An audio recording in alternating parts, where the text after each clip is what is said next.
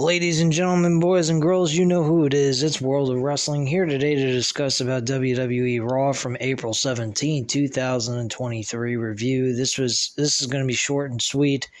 This show absolutely fucking blowed the big tar. It was not as great as it seems to be. Brock Lesnar did not give an explanation as to why he attacked Cody Rhodes. Cody Rhodes all of a sudden wants to play tough guy when last week he was congratulating or giving props to Brock Lesnar and who he is as a performer and as a wrestler. Don't understand that nonsense. Trish Stratus came on the show. Oh yeah, Brock Lesnar looked like he was a fucking wanting to be Sting. He must have went on the WWE Network and watched WCW from back in the day. And said, maybe I should reenact Sting with his trench coat or some shit. Who the fuck knows? But, anyway, I don't quite understand any of that nonsense whatsoever. And I think that the whole thing was nuts. Plus, Cody Rhodes was told by Adam Pearce that he's not medically cleared to wrestle, but yet he has 20 guys that he knocked the hell out of with basically knocked them on their asses and beat them all up, the security guards, trying to get to Brock Lesnar, and none of these guys could hold him back, as if he was King Kong or something, or Godzilla. Don't quite understand that insanity, but hey, this is WWE, folks. They don't have to make sense, you know? But yeah, this was really trashy segment. Did not like that they didn't give a better explanation, so apparently they're going to stick with their explanation is it was because Brock Lesnar opened the show of WrestleMania while Cody was closing the show. Makes a lot of sense. Match should be good, but the reasoning behind it makes absolutely no fucking sense to me at all. Moving forward here, we actually had we had Trish Stratus cut a ridiculous promo. I mean, she was all about making the women's division important. I particularly don't give a shit about the women's division. No offense to women. I do love women. I have a wonderful girlfriend. But the women in pro wrestling have been trash for many years. They have not been given the proper treatment and they haven't been giving the best storylines either. So personally, I don't find any of what Trish Stratus had to say all that interesting. She's not a nostalgia act from what she claims. She's a legit person, a legit wrestler, and a name in this business. She will not play second fiddle, and she will not be anybody's sidekick. She opens up explaining that she did attack Lita. Nice of her to do that. And pretty much was a fucking idiot. She had no intensity in the promo, and I particularly did not give a flying fuck what she had to say. Because I mean, Trish Stratus is a beautiful woman, but let's face facts. She's in her mid to late 40s, and she has nothing to do with the women's division anymore. That's all she is a nostalgia act. So who the fuck gives a shit? Let's move on. Let's get the women's division that's here now in a better state, instead of treating them as if they were nothing at all. But hey, I'm just a guy cutting a video about WWE and stating the obvious. Guys, these videos for Raw might be going bye-bye very soon. I think I will continue until Backlash, and then at Backlash, I think I'm going to be done doing the Raw reviews. They're 3 hours long, these shows. They're a waste of fucking time. They have no energy, no flow. There's nothing intriguing about them. It's absolute garbage. Not to mention with the draft coming along, just a week before the fucking pay-per-view. 6 days before the pay-per-view, or no, 5 days before the pay-per-view, excuse me, because I'm so used to them being on Sunday nights. Now they're on Saturdays. So 5 days before the pay-per-view, we're going to go ahead and have a draft. I think that's utterly ridiculous. Shouldn't you have the draft after a pay-per-view, especially after WrestleMania that this should have happened? I mean, I don't understand this nonsense. I think the whole fucking thing is ridiculous. But hey, you know, whatever. Do whatever you want. I don't give a shit, because soon enough, I'm going to stop reviewing this garbage for WWE Raw. SmackDown, I may keep it around. I may go ahead and review it for you guys, give you guys my viewpoint on that. I may watch WWE Raw anyway, just to keep up with storyline progression, but I will not be watching it on the day of the show actually goes on the air. You guys may be seeing a lot of New Japan Wrestling coming on this channel on Monday nights. I may start reviewing that instead. That way I can do it in my own leisure between Saturday all the way up to Monday to watch the content and then just give you guys a review on Monday. So that's probably what I'm going to do from here on out after Backlash. So anyway, you guys will get the Raw review. SmackDown will still be here. I think SmackDown is a legitimate show that people can invest in and be entertained by. So I will continue to review that for the time being until something goes terribly wrong, which it could, because we're talking about WWE here. So it is what it is. Earlier in the show, let's go jumping around here. We'll go right to it. We actually had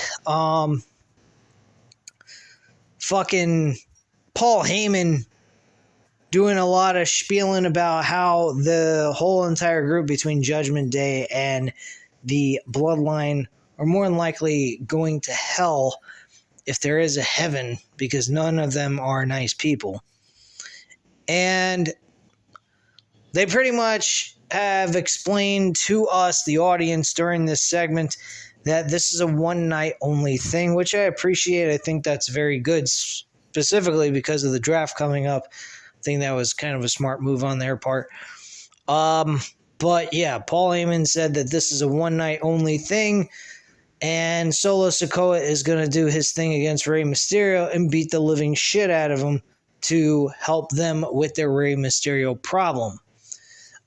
In return, the Judgment Day are going to go up against the Kevin Owens, Sami Zayn, and Matt Riddle in the main event in a 6-man tag team match.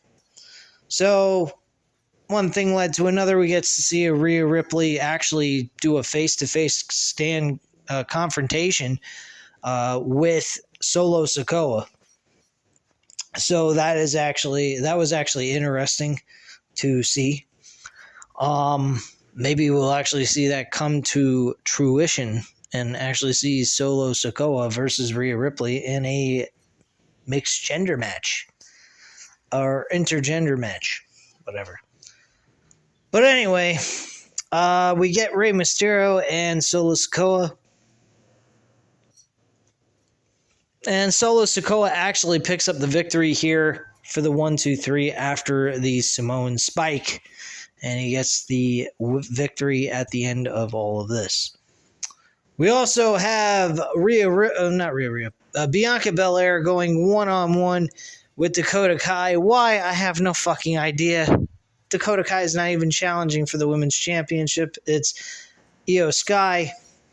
And she ends up losing Dakota Kai to Bianca Belair in a fairly decent matchup, I'd say. Nothing too shabby, but nothing to cry home about. Solo Sikoa, though, has been fucking on fire as of late.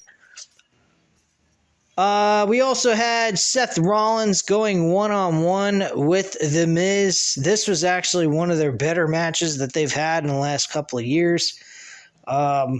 Miz was actually good in this match, but, I mean, with all the losses he's sustained and with his character being not so serious and not so I don't give a shit, type of situation, like, who the fuck cares? We saw Miz suffering a curb stomp by Seth Rollins when Seth Rollins had a fucking big-ass giant shoes that he was wearing on one of the Raw episodes, I think during the winter or in January, somewhere along those lines, or leading up to WrestleMania. We saw him get a curb stomp with big giant boots on his feet. So yeah, I guess Miz is looking pretty pathetic, especially after WrestleMania. That was even worse. But yeah, Seth Rollins wins his match against The Miz in a very good matchup. Means absolutely nothing. They fought for nothing. They beat the shit out of each other for nothing. Are they getting a title shot? Is this leading somewhere? They have a grudge match? I don't believe they do. There's nothing really to fight over. So who the hell cares? Waste of time. Good match, but no meaning behind it. Plenty of those in pro wrestling these days anyway. Anyway, moving on here. We had Bobby Lashley going one-on-one with Austin Theory. This was a fairly good matchup. Good call for the ending. It was a no contest. Bronson Reed came into the matchup to beat up Bobby Lashley, hoping and praying that Bobby Lashley and Bronson Reed will be a grudge match at Backlash in a one-on-one match. I hope that is the end-all, be-all result of all this, and we don't see them on Raw doing bullshit for no reason at all. But yeah, that's what happened there in that matchup, and it was pretty decent. I mean, we've seen it before, but with the end result leading to a build-up between Bronson Reed and Bobby Lashley, I can't really complain on that. We then had Chelsea Green and Sonya Deville going up against Candice LeRae and Mia Yim. This was a bullshit match. Meant absolutely nothing. The match went 3 minutes, and Sonya Deville and Chelsea Green get the victory. Who the fuck cares? And why should I give a shit? I shouldn't. None of it matters. And then in the main event, well, before the main event, I would like to address the one segment that actually made a big fucking deal to me. We went backstage earlier in the show with Paul Heyman and the Judgment Day, and Paul Heyman asked the Judgment Day their thoughts on how Solo Sikoa handled Rey Mysterio. Finn Balor responded with, meh. And he's like, meh? Are you kidding? Meh? Like, are you serious? He was dumbfounded by the response he got because he felt that Solo Sikoa did a very good job at beating down Rey Mysterio.